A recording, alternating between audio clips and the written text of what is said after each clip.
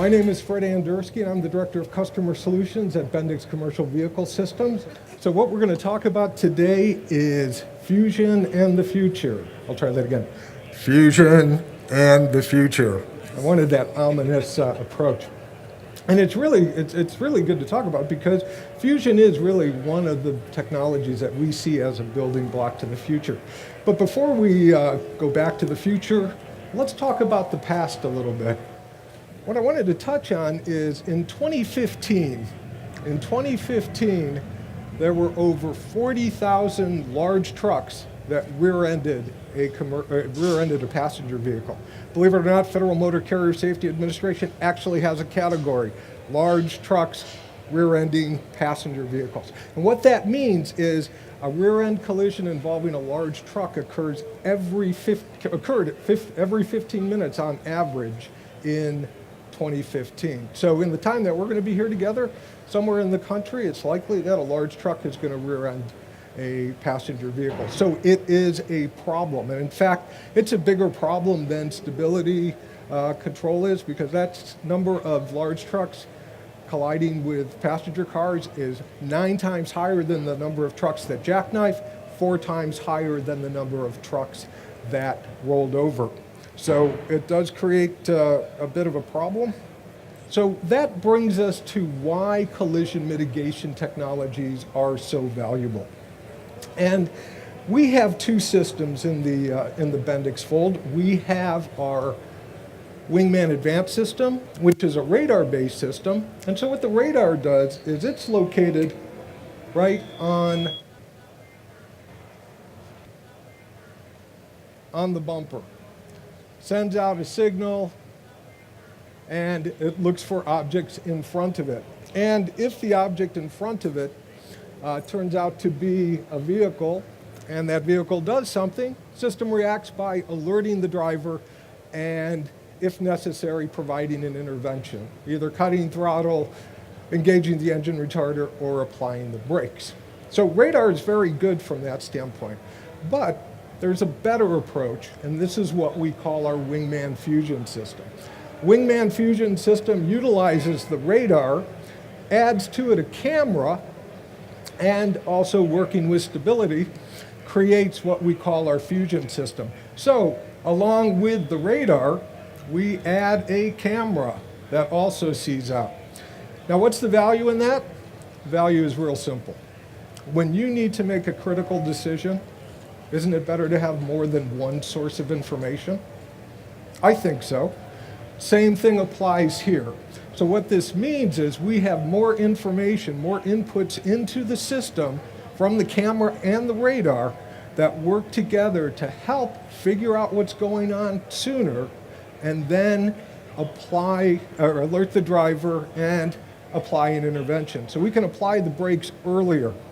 So that's why 2 is greater than 1, because, again, more information, earlier recognition of what's going on, and an earlier reaction to help the driver. And so what that means from our standpoint is that by having more information into the system, we can do more to scrub off more speed. So for example, our Wingman Advanced system in a particular situation might scrub off 18 to 25 miles an hour.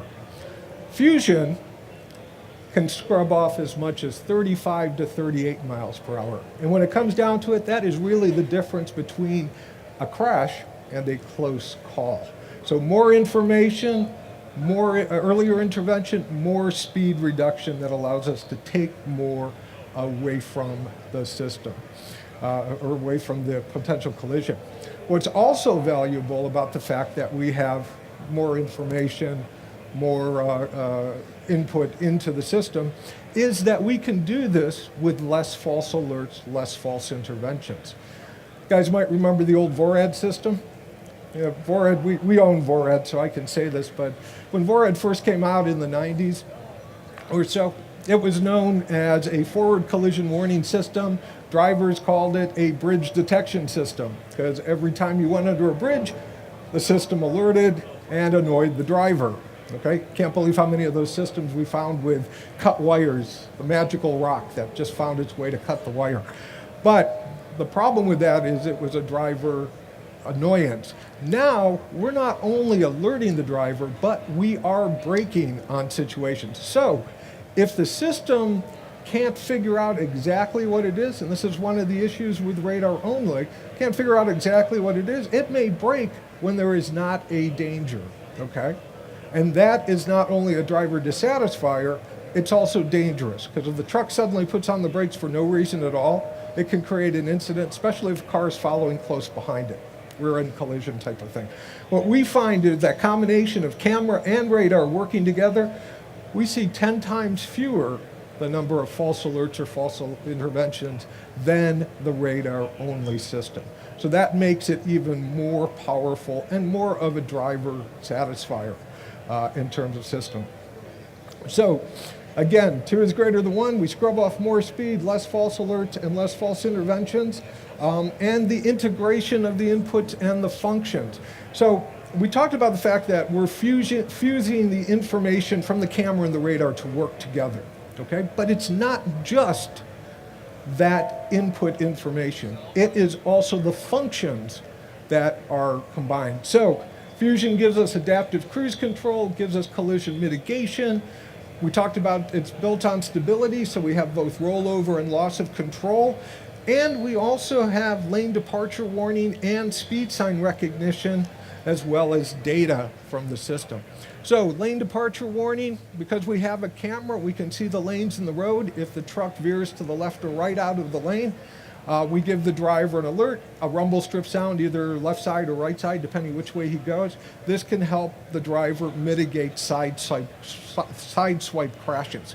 And with speed sign recognition, we can read, actually, the speed limit signs. And if the driver is going over the speed limit by 5 miles an hour, we give them an alert.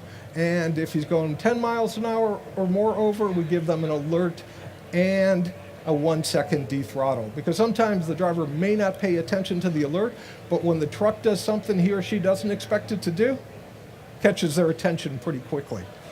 And so we also talk about the fact that we have performance in the field as well as in the back office. So all these things help the driver out in the road, but the data is what helps us in the back office. And the value on that is these systems provide insight to the fleet. So we have data that we can send back to the office along with video to help figure out what happened in a particular situation. Now, years ago, fleet and drivers did not want to see any information, any data, because they were afraid it could be used against them. Today, both fleets and drivers really value the data that comes from the system. And the reason for that is 2 reasons, actually.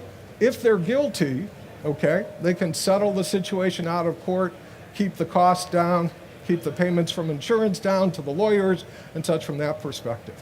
If they're not, they have an opportunity to fight that particular claim. And I'll give you an example. One of my favorite videos that we have, picture this scenario. Truck is following a car on a freeway at a safe distance. The car's hood suddenly pops up. And so what does the driver do? What any driver does. They slam the brakes right on in the middle of the lane on the freeway. Well, the truck's following at a good distance, driver hits the brakes, but 80,000 pounds doesn't stop on a dime, and so he bumps the car, okay? So what do the people in the car do? Of course, they get out and tell the driver, it's our fault, we'll take responsibility. No, they didn't. They went to court, okay? And you know what they said in court? Our hood popped up after the truck hit us. Okay, so imagine this scene. You're the defense lawyer for the driver and the fleet, okay? And they've just said, this is what's happened. And you look at them and you go, is that really what happened? You really sure that's what happened? Absolutely. Yes, the hood popped up after the truck hit me. And then you show this, you say to the judge, Judge, we have a video. They show the video, guess what happened? Driver was cleared, fleet was cleared, people in the car had to pay the fleet $40,000 to fix the truck. That's the value of data. And that's why drivers are finding it more, good drivers are finding it more acceptable. Because if they're practicing safe driving habits, it's a lot of times the other vehicle. And so this helps out the driver. So all this together forms than fusion. And then fusion is also the foundation for the future. And the reason why we call it the foundation for the future is think about the integration of functions and features, okay? So today we have driver assistance systems. Fusion is really our first step at an advanced driver assistance system. In the future, in fact, we're already working on the next generation of Fusion that'll have more performance, more features, and guess what? It's an upgrade, not a hardware upgrade, but a software upgrade to the existing Fusion system. So buying Fusion today doesn't keep you from getting the advantages of our next generation system. But as we move down, we'll see additional features, blind spot detection now integrated into the system farther in the future, as well as other sensors around the vehicle and information from the vehicle to infrastructure type network to provide more information into the system to allow it to help drivers in more cases. So let's talk about one of the ones we see coming pretty close in the future. This would be platooning.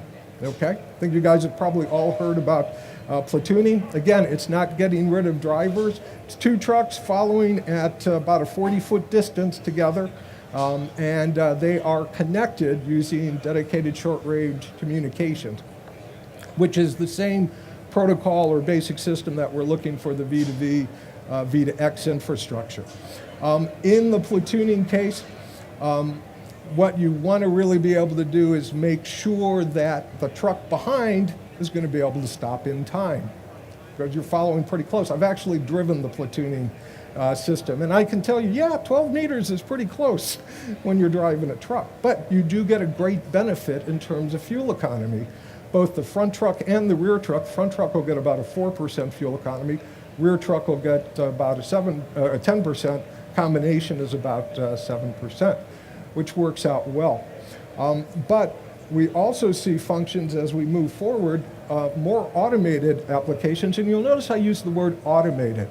The reason why I use that word automated is autonomous really means driverless. There's no human intervention.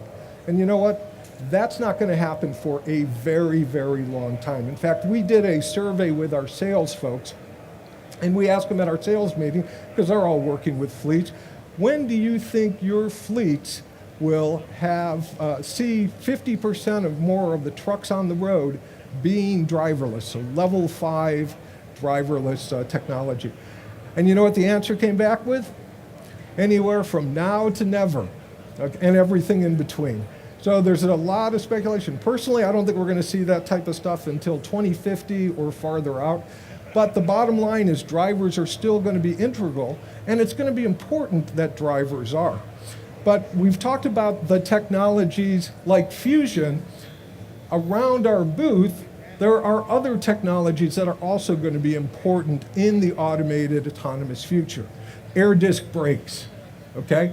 You want stopping power. Like I said, when you're in the platooning application, I want to know that the truck I'm in is going to have as much braking capability as possible, okay? And air disc brakes really deliver consistent, full power braking.